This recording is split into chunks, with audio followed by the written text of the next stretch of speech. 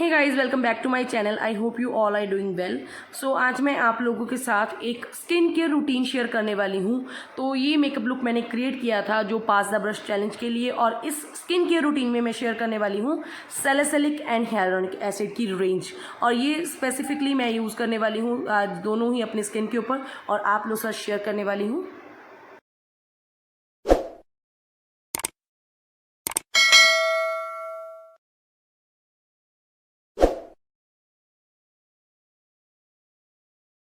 बालों को टाई करने के बाद मैं अपनी फॉल्स आईलैशेस को रिमूव करूंगी और इनको क्लीन करके वहीं पे अपनी जगह पे लगा दूंगी, ताकि मेरी लॉन्ग लास्टिंग बनी रहे और अच्छे से क्लेंस रहें, ताकि मेरी आइज में इन्फेक्शन ना हो पाए।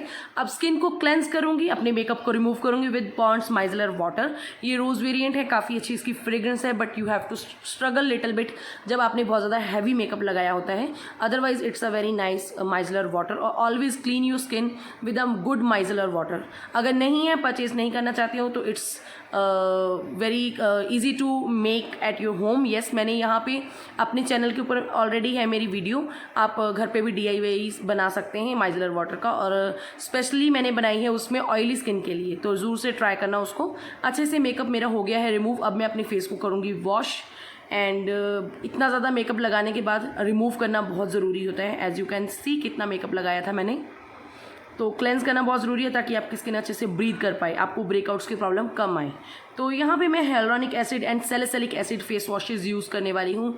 ये दोनों है फ्रॉम डर्मडॉक, ये आपको मिल जाएंगे purple.com के ऊपर, ईजिली अवेलेबल हैं, और अभी इनकी डिलीवरी भी मिल जाएगी आपको, और ये बहुत ज़्यादा पॉकेट फ्रेंडली भी है। और यहाँ पे hyaluronic एसिड जो है वो आपके रिंकल्स के ऊपर काम करता है, अगर आपको फाइन लाइंस की प्रॉब्लम है उसके ऊपर काम करता है, और जब आपकी स्किन बहुत ज़्यादा डिहाइड्रेट हो जाती है उसके ऊपर काम करता है।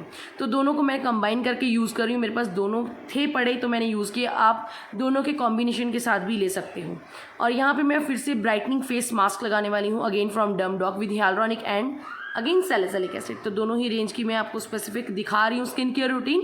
और सैलिसिलिक एसिड क्या है, वर्क्स बाय, ये आपकी स्किन के ऊपर काम करता है reduce sebum secretion, which is another way it can help reduce acne. जैसे आपको पता है मेरी स्किन ऑयली है, लेकिन मेरी ऑयली है और अभी कॉम्बिनेशन है, जैसे मेरे को नोज़ एरिया के पास थोड़ी ड्राइनेस फील होती है, ड्राई पैचेस फील होते हैं, लेकिन फिर भी मेरी स्किन ऑयली है, मेरे को एक्नेस की प्रॉब्लम है।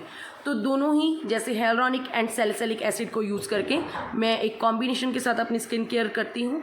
और उसके बाद मैंने अच्छे से फेस मास्क को रिमूव कर लिया है, एंड ये बहुत ज़्यादा अच्छा ब्राइटनिंग फेस मास्क है, बहुत ही सूटेबल है मेरी स्किन के लिए। इसमें hyaluronic एंड सैलिसिलिक एसिड है, दोनों ही मेरी स्किन के ऊपर काफ़ी अच्छे तरीके से वर्क करते हैं।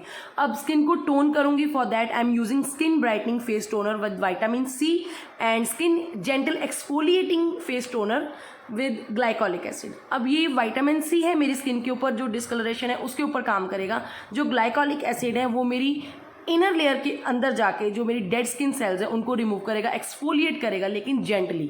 ओके, तो ये केमिकल ट्रीटेड स्किन बहुत अच्छी है, लेकिन इसमें आपको अपने स्किन केयर के अकॉर्डिंगली, स्किन टाइप के अकॉर्डिंगली आपने चूज़ करना है। और यहाँ पे स्किन रिजुवनेशन जेल लिया है मैंने, अगेन फ्रॉम डर्मडॉक, और ये काफ़ी अच्छी जेल है, बिल्कुल नॉन स्टिकी है, इंस्टेंटली आपकी स्किन में अब्जॉर्ब हो जाती है, आपकी स्किन को बहुत ज़्यादा अच्छे से मॉइस्चराइज कर देती है। और ये पूरी ही स्किन केयर रेंज, ये स्पेसिफिक प्रोडक्ट्स मेरे को पर्सनली काफ़ी अच्छे लगते हैं, बट ये ज़रूरी नहीं है, अगर मेरी स्किन को सूटेबल है तो आपकी स्किन के लिए भी सूटेबल होंगे। Make sure to give a patch test